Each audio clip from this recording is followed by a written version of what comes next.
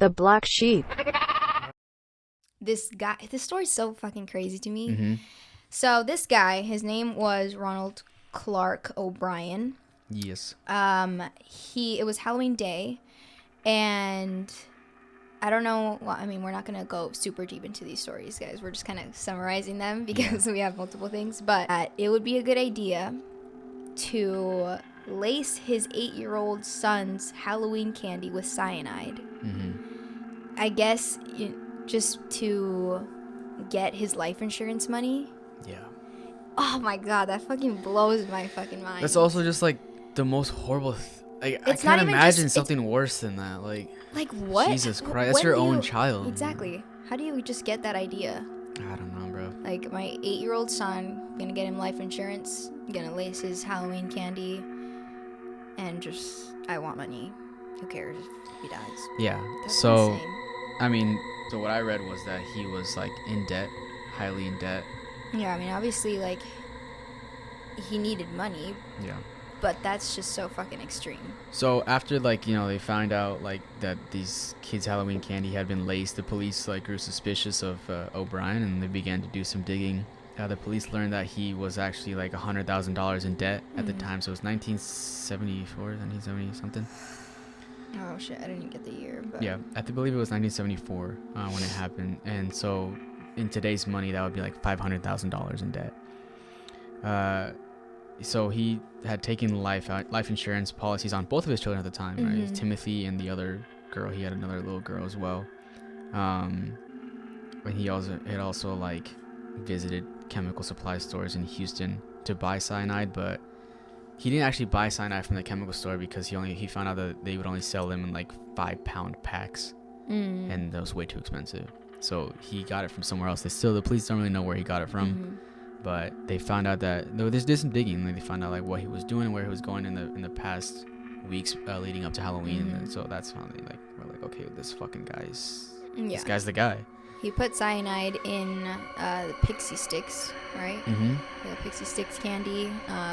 And then he even like stapled it back up or something. Yeah. To like whatever.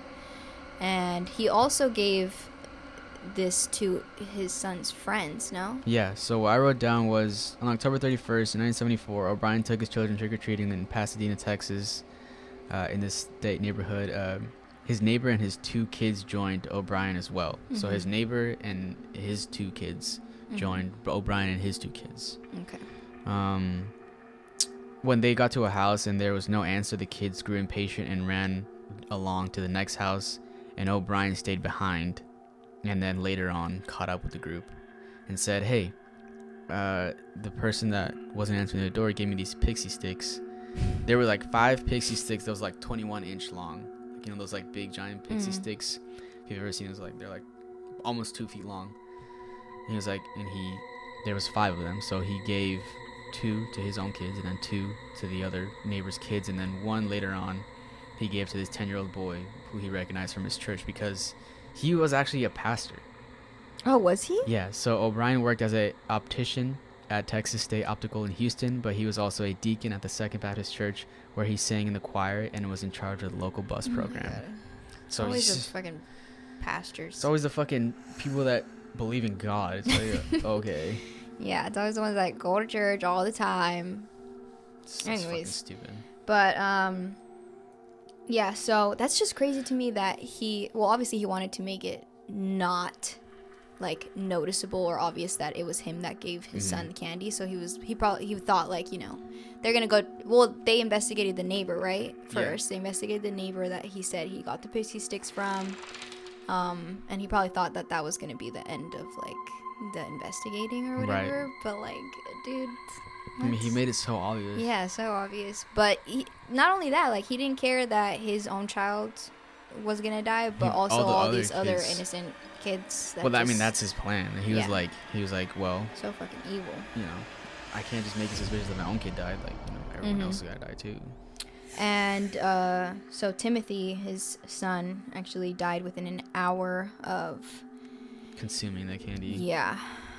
What I wrote down for the exact things that he put in the well, when they examined Timothy's body, his autopsy reported that he had potassium cyanide in his system. They traced it back to the candy that he ate, and the police gave out a warning in the community of laced Halloween candy, and furthermore, like pixie sticks and Halloween candy. So the parents obviously like looked for pixie sticks or whatever in their kids' Halloween candy, and then the police managed to obtain all the other 4 pixie sticks before they ate them. Consumed, so yeah. that's a good thing. Yeah.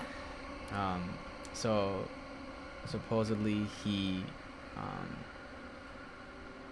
all the pixie sticks had been opened, obviously, and then stapled back together like you said, but not before the top 2 inches of the pixie stick had been emptied out and then replaced with potassium cyanide, a powder that's deadly, obviously. The candy Timothy consumed had enough cyanide to kill 2 adults, and the other 4 had enough to kill 3 to 4 adults. So it was pretty wild.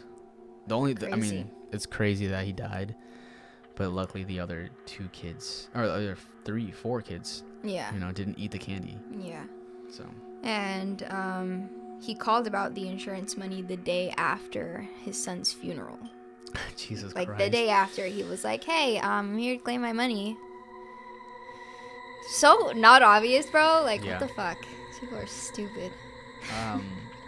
So yeah, what I wrote down is that he was arrested on November 5th, 1974. So 5 days after. Jeez. He was indicted on capital murder and 4 attempted murders.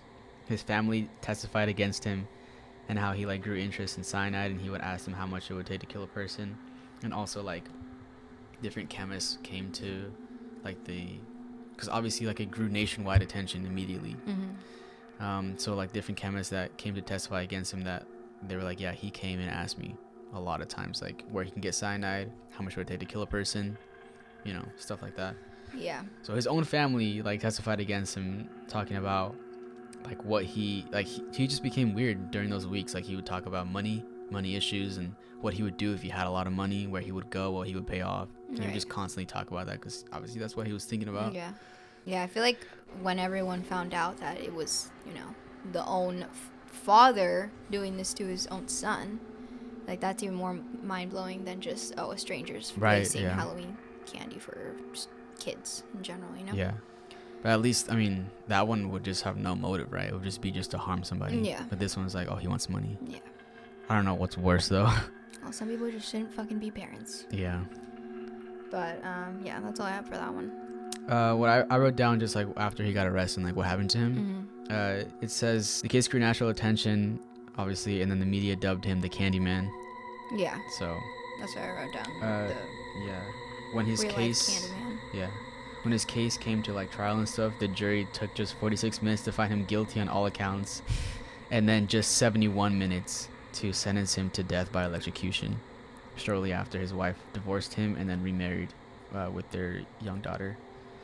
On March 31st, 1984, so a whole 10 years after, he was just in 10 years, like, the lawyers argued not to kill him, and then not to, like, just to sentence him to life in prison and stuff like that. So a whole last 10 years later was when he was actually executed by lethal injection in Huntsville Unit Prison, Texas. So he got electrocuted, and then later... No, I guess they said that electrocution was way too... they were just debating it. Yeah. So he got lethal injection, and that's how he died. And that's worse, right? I don't know, actually. You don't know. I mean, electrocution's like pretty harsh. Yeah, but lethal injection, I heard that shit's hella painful. Yeah, who knows? I mean, it's fucking dying. Either way, it's gonna be painful. Yeah, but, I mean, some people deserve to be tortured. Yeah, I mean... So, apparently, during his execution, he retained his innocence. He just said he was innocent the whole entire time. That's so and then stupid. His last words were, I forgive all, and I do mean all those who have been involved in my death. God bless you all, and may God's best blessings be always yours. Oh my God. Yeah, can you believe he said something like that? I cannot. He's just talking about God going to the grave, bro. Like, so fucking this is psychopath. going straight to fucking hell is where you're going, bro. The fuck? And so apparently 300 people gathered to see. I forgive you guys. Yeah. Can you believe that? Oh my God, the nerve. And so apparently 300 people gathered around to see him die, and like a bunch of people like yelled out "Trick or treat, motherfucker" or something like that. It's fucking wild. Holy people fuck. in Texas is savages, bro. That's crazy. Yeah, I don't know. Can't believe you fucking said that. Yeah, like I feel like Texas is probably the worst state to like have a trial in where like the death penalty could be. They're just gonna be like, yeah, death penalty, bro. Like Texas doesn't give a shit. Yeah. I think they just have want to like kill everyone. yeah. Death to all.